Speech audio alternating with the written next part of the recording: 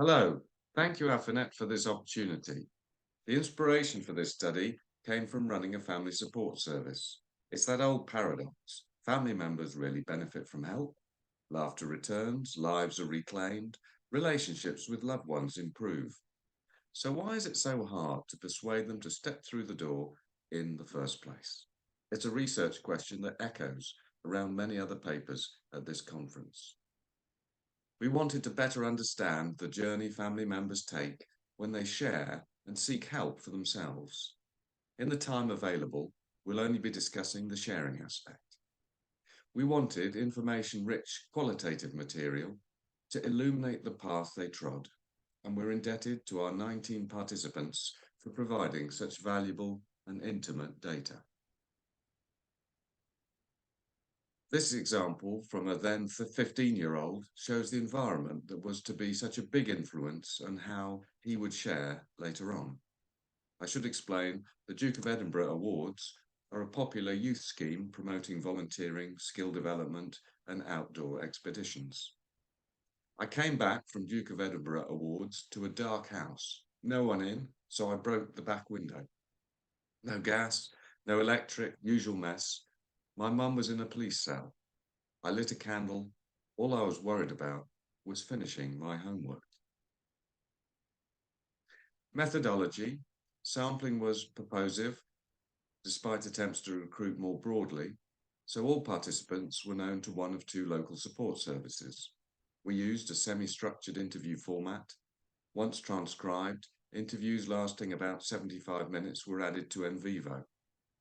Initial coding led to category codes, and after a further analysis, themes were developed according to the principles of thematic analysis. Only the numbered sections in this table of findings will be covered. In using quotations, all names have been changed for confidentiality, and vocal emphasis mirrors that heard on audio recordings. Starting with participant attributes, three main groups were immediately evident: parents, partners, and the now adult children. 16 women and 3 men were interviewed. Ethnic diversity was limited, as all described themselves as white British. In 2 cases, grandparents were raising their grandchildren due to a daughter's drug addiction. 2 participants were also in their own recovery from drug or alcohol dependence. Looking at the attributes of the loved ones, we see that drug addiction was the commonest problem. Most were still using or drinking, but 7 were in recovery. A few lived with their parents, partners all lived together, except one couple who had just split. Both adult children had moved out of home. Collectively, they had over 200 years of experience living alongside a family member with addiction, representing a considerable resource of knowledge. The first finding relates to the sharing experience. We asked about first times, who they told, why they shared, how it was done, what happened, how did the experience affect them. There were 209 sharing episodes in total, and focusing on their impact, this traffic light stat chart for each of the 19 participants shows positives in dark blue, negatives in light blue, and mixed experiences as green. There was only one neutral one. So on average, 47% of sharings were positive, 36% negative, and 17% mixed. This finding struck us as significant. Here's a very heartfelt, positive example. When I told my elderly mother about her granddaughter's drug problem, I was upset, but she just said, "Darling, she's still our Lisa. We must do whatever we can to make her realize every day that she's very loved." And a negative one. I did share with a friend, and it backfired because she went to my daughter's employer and said, "I think you're very good to take on a heroin addict." So she lost her job, which was very unkind and cruel. This was a lifelong friend I thought I could trust. Looking at who participants shared with, We established the following social categories. Other professional services covered adult and child mental health, social care, and drug and alcohol services. We wondered if any variations were evident between the groups, and this is what we found. Not surprisingly, over 80% of sharings at dedicated family support services were positive, compared to 15% with the neighbours group, where the physical proximity brought its own particular issues. The ranking was unexpected and shows interesting trends concerning who you are most likely to get positive response from. Next, we looked at time to first sharing. Most shared quickly, especially parental couples, and usually within the first year. For 3, it took much longer. They all carried higher levels of internalized blame, and the longer time was consistent with their individual contacts. One older divorced mother had complex emotions after discovering that her ex-husband had sexually abused their daughter, who later took to drugs. Another's spouse had a high-profile job and demanded absolute secrecy about their son's addiction.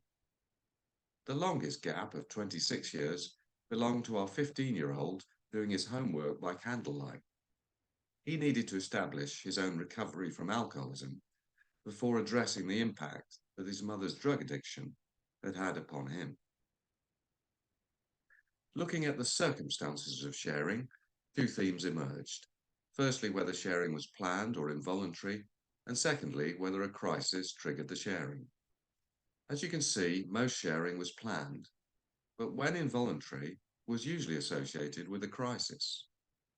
Involuntary examples are the public exposure from a local newspaper front page with a loved one on a list of recently convicted drug addicts, or when neighbours witnessed emergency visits by the police or ambulances to deal with arrests or overdoses. Children experience less privacy, and their fear that sharing might lead to forced family breakup did happen. Another common crisis was personal health breakdown, cracking up or being sent home from work crying, often leading to sick leave. Considering replies about perceived barriers to sharing, analysis revealed 4 major negative experience types that appeared relevant. Firstly, blame. The moment you say, "My husband's an alcoholic," they say, "Didn't you know that when you first met him? Why couldn't you have just walked away?" A negative evaluation. A head teacher approached her family doctor about her son. The doctor said, "Chuck him out." I said, "He's bigger than me, and when he's using drugs, he can be physically aggressive." "Chuck him out," he replied. That was it, just dreadful. I remember creeping out of the room. Rejection. When telling his parents about his new partner's addiction difficulties, they said to him, "How can you do this to us?" It was like I'm bringing some badness into the family, like I've socially excluded myself. Finally, the unhelpful response. People talking about their children and how wonderful they are, and you just sit there and say nothing. We noticed that the negative experiences sat in contrast to this self-explanatory list of positive ones. The positive ones facilitated sharing and were associated with relaxed and open communication, typical of support group meetings or being with a close and trusted confidant. Negative experiences linked to descriptions of barriers. We also noted these 4 behaviours that family members utilised as different communication options according to different contexts. Firstly, silence, when strong feelings were evident. You either get condemned or pity. I can't be asked to explain and justify myself to others. Then secrecy. I go around not lying, but not telling the truth. How is your daughter? Oh, she's fine. Protectiveness. You actually tell a story, but it's not quite a whole story because they might not be able to take all that. They would worry far too much. And finally, candidness. I don't sugarcoat it anymore. I'm not ashamed now. Yes, my husband's an alcoholic. Yes, he's a drug addict. It's not my fault, and I didn't ask for it. So don't judge me along with everybody else. When we considered these aspects together, one central feature seemed to connect them. This was the uncertainty of how people would react when you told them about your loved one's drink or drug problem. One mother explained, I don't know what they're going to think. It's difficult to actually tell people. You don't know what their reaction's going to be, whether they're going to avoid you. We've called this reaction apprehension and created a model placing it at the centre. Of course, any model is a simplified description of a complex system. No linear process is intended here, more a roadmap of the territory family members travel with recursive elements that influence each other variably over time and context. Its purpose is to enhance our understanding of the bigger picture, to help the unaware to gain awareness more speedily, with the long-term aim of improving experiences and support systems. Returning to our original research question, why is it so hard to share? The study has provided a detailed data resource, a library of narratives to illustrate the sharing process. The role of reaction apprehension, due to the confusingly unpredictable responses, has been highlighted, and negative responses associated with barriers and specific communication limiting strategies or masks. So where might this take us? While the model links the parts together, and we heard some exceptionally positive responses, full of respect and hope from hairdressers, work colleagues, and many others, it's the negative ones which must be the focus for change. Over my lifetime, campaigns addressing the inequalities and taboos of race, gender, and sexuality have succeeded in shifting the dial towards higher percentages of positive responses, thereby reducing, not eliminating, but reducing discrimination and increasing tolerance. How did this happen? I want to take you on a short detour now into 3 past publications about stigma, which have stimulated my thinking into where this research might develop.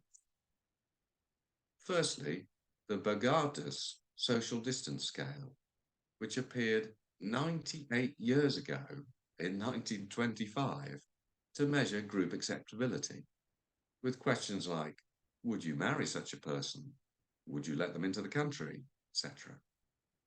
Rerun in 2005, it showed a continued improvement in terms of tolerance to racial diversity in the USA. Then in 1963, Goffman released his seminal book, Stigma, Notes on the Management of Spoiled Identity, coining the term undesirable difference. He proposed that we all instinctively stereotype others in society to enforce rules and normative expectations, privileging some and projecting discredit on others. He identified the common ground in how stigma consequences manifest themselves, whatever the issue. And finally, Ned Jones, in his 1984 book, Social Stigma, describes 6 helpful dimensions that deconstruct our reactions to difference. For example, the dimension origin of the stigma is a particularly sticking point for addiction, which struggles to dispel the prevalent assumption that it is a self-inflicted habit and so unworthy of support. So where does this take us? Well, we're exploring further dissemination of the study findings through publication, workshop presentations, and digital media.